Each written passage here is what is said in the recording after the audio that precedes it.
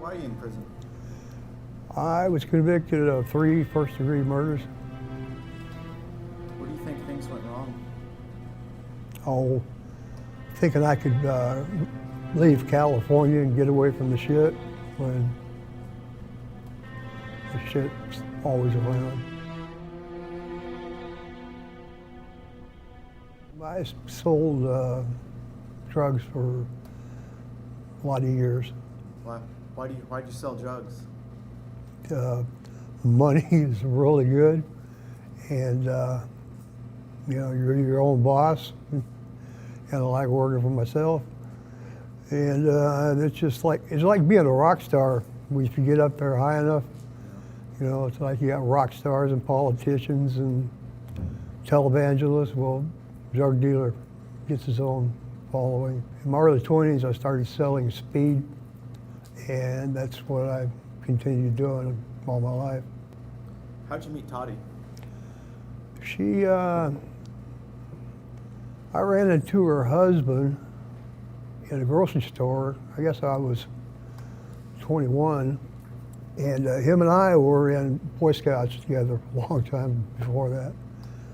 And I sold him, I had just grown some weed, and he wanted to know if I had a pound to sell, and I said, yeah. So he came over and he brought Tottie with him. That was his wife, and that's how we met. How'd you come to be in Missouri? Well, I could see my future in California was going to be spotted with doing prison time a lot, I didn't go, first time I went, I was 46, I guess.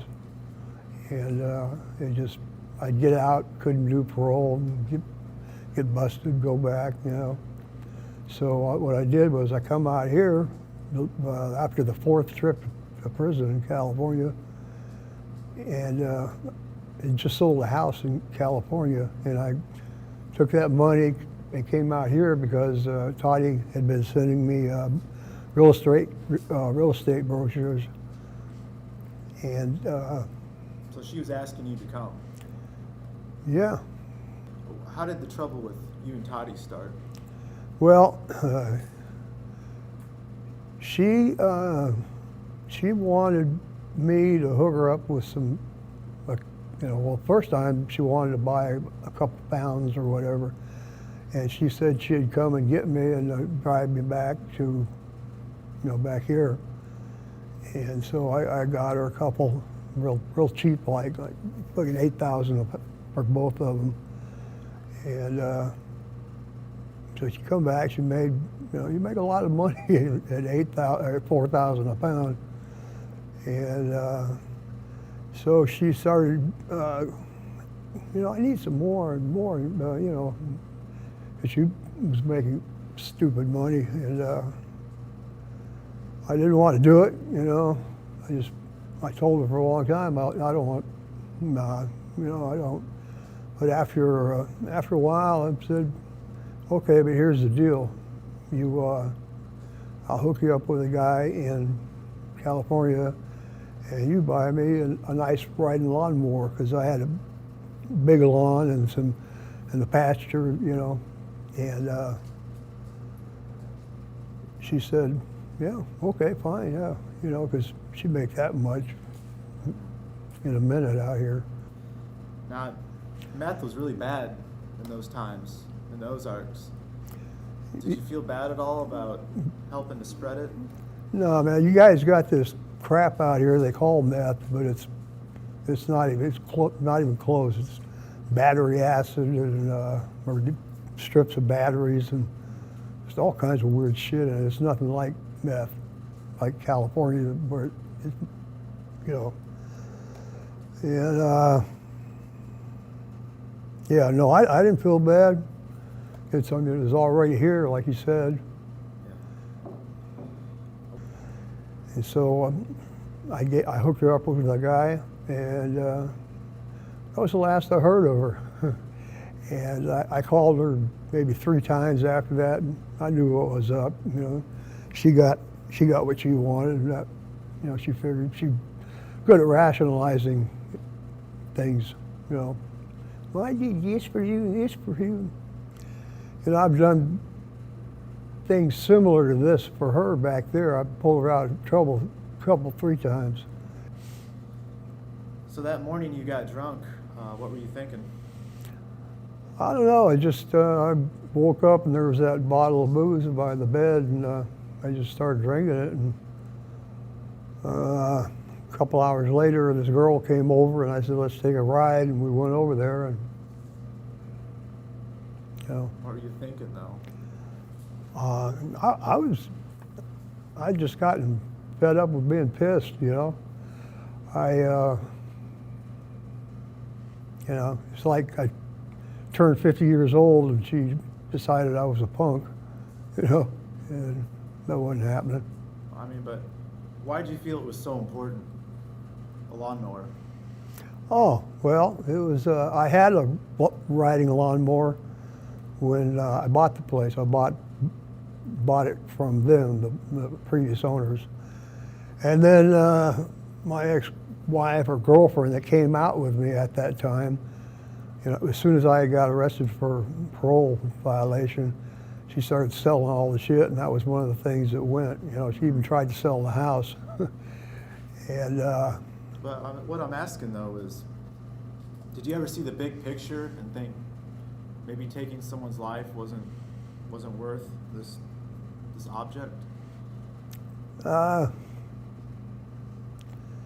know, in hindsight, yeah, but then I don't know. You know, maybe that's, like I said, I stayed mad for a year and a half and was only, you know, I'd start to lose it when I got drunk, and that time I did. No. Did you ever stop at any moment and think that this is a bad idea while you're driving over? Apparently not. I mean, what was going through your head during the drive? I have no idea. I don't even remember getting there. Is that true? Yeah. You don't remember any of it? No, they said my blood alcohol level was probably about 0.40. So. Okay. So you got to Tottie's house. Yeah. And you left your girlfriend in the vehicle. Yeah. And you went inside. What happened? Well, I come in and I forget who spoke first, but I said something about the riding lawnmower, and she said, "Earl, I'll get you a lawnmower." I just kind of looked at her like, "Man, shut up." And I don't know, she looked over at Mike, that was Mike Wells. He was sitting on a couch with her. And I guess be cold about it to get her attention. I shot him. Why'd you shoot him? I don't know. Well, because when she was telling me, "I'll get you a lawnmower," I thought I saw her roll her eyes, you know, at Mike, like, "Oh, man, that's crazy." Did you know Mike? Yeah. How'd you know him? He was one of the first people I met here. He worked at the liquor store. Yeah. What'd you think about him? Oh, I liked him. He's a good dude. Why'd you shoot him? Because he was there. What message were you trying to send in shooting him? Well, I think I was showing her that I was serious, and, you know. What were you serious about? About getting my shit. And besides showing her I was serious, I imagined the thought of, you know, not leaving anybody behind crossed my mind. That might have been foremost. Why'd that cross your mind? Well, I don't know, you people you leave behind, they tell on you, you know, because that's exactly what would have happened. It doesn't matter that it's all illegal, you know. So when you were going over there, you were planning on killing her? I believe so, yeah. But you just weren't thinking about it? So going over there, like I said, I don't remember none of it. I was told I drove over there, but, you know, I can't see myself doing that, being that drunk.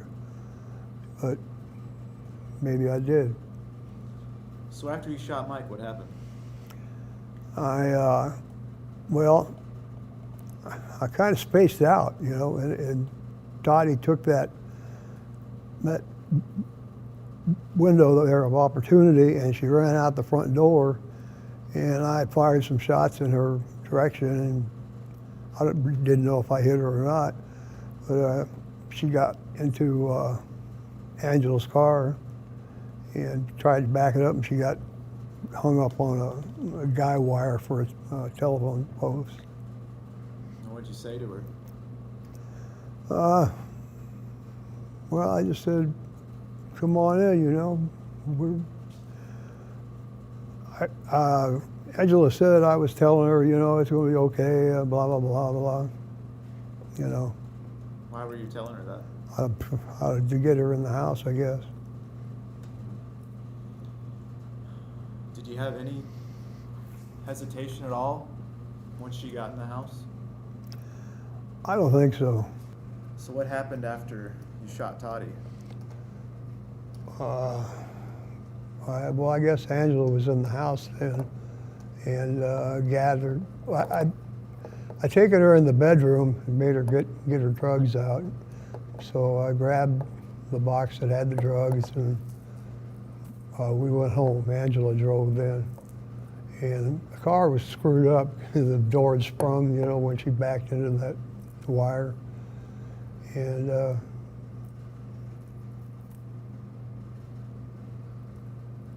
What'd you do back at your house? I mixed up some of the dope and shot some. Why'd you do that? Well, it seemed like I had a pound and a half. I thought I could probably afford it, I guess. So after you got really high on meth, what happened then? That's when the sheriff and the deputy pulled up to the front door. It's Bob Wofford and JoAnn Barnes. Right. What happened? Well, you know, they got out of the car. She just started walking up, and he was behind her. And that's when I pulled my gun out, and he pulled his out, and we started shooting at each other. Did you know JoAnn? She's the one that had arrested me for absconding parole back in '98. So yeah, I knew her. What'd you think of her? Just a cop, you know. I mean, did you get a sense of her personality at all? No. Just, you know, cops are always got to be in charge, and I know what's happening, and blah, blah, blah, you know. What did you know of her? I didn't really know anything of her. I've talked to a lot of people that tell me she was really well known around town. Yeah, she was. She was well known, well liked. Why was she well liked? I guess her actions, you know, her family liked her. She didn't have any kids of her own, so she kind of adopted all of her nieces and nephews. Yeah. So she was, I mean, would you say she was an important person in town? I imagine, yeah. But she was definitely like well loved in town. Yeah. So why'd you kill her? Because she was coming up to my door with the sheriff, and like I said then, they weren't there to sell tickets to the policeman's ball. Do you ever look at, I think for people like me, we're gonna look at this situation and think that a lawnmower just isn't that important. Yeah, it's not. It wasn't even about a lawnmower. It was about the fact that, you know, I felt she was disrespecting me in the worst way. You know, get something from me and thinking, you ain't gonna do nothing. What does respect mean to you? It means someone respects you, they'll treat you right, you know. They won't try to pull any nickel and dime bullshit on you. Do you feel like, why do you feel you're owed respect? Because I come at her with respect. You know, I don't judge her life. You know, help her when I could. Do you think you'd lived a respectful life up to that point? For the most part, yeah, for sure. Why do you say that? That's just how I live. What do you think we can learn from this? Well, first thing is don't let your kids do drugs, you know. And there's got to be a psychological problem with me, more than one. But you know, I don't feel things like normal people do. Describe that. I don't know. I feel like my well, whatever it is that makes you think about, you know, not doing something, or it's screwed up. It may have never have worked, you know. Do you think that what happened would have happened if you hadn't been doing drugs? No, it wouldn't have. I want to give you the opportunity. Is there anything that we haven't talked about that you'd like to talk about? Well, just one good thing about this whole thing that did come out of it is that my daughter and I recontacted, you know, made contact again, and our relationship is really good. She's pretty incredible. She's been in A for 10 years, been clean and sober for 10 years, and she just seems to be doing everything right, you know. I'm really proud of her. Glad to hear that. You know, my pen pals probably are tired of hearing me. They say they're not, but you know. Do you, do you love your daughter? Yes. Do you understand that the love you have for your daughter is the same love that Mike Wells' family had for him, or JoAnn Barnes' family had for them? I'm sure it is, yeah.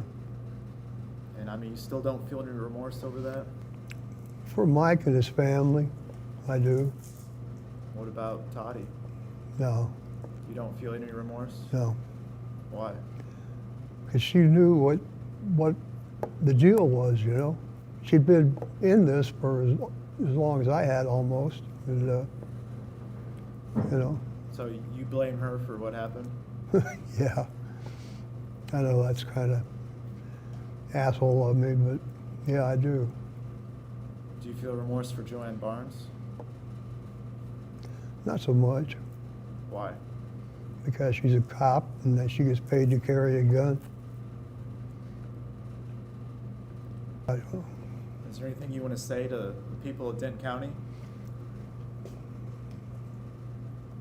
They've already come to the conclusions that, you know, they want, and probably most of them are right, whatever they think about me, you know. What do you think they think? I'm just a piece of shit. Is that how you feel? No. Do you think that this is a just verdict that you're getting? For the time and place, yeah, I guess so. I'm not going to say the death penalty is wrong, because I really don't have I'm not in a position to judge it, because, you know, I'm one of them. What's it like to know what your last day is going to be? I don't know, it gets closer and closer every day, and I think I'm pretty good with it. What do you think about when you look at the calendar and you see May 11? I don't know, well, that date pops up all the time in my head, you know, and I've accepted it. Matter of fact, from the day after the shootout, when I woke up in the hospital, I knew I'd screwed up, and I knew what was going to happen, and I pretty much accepted it then.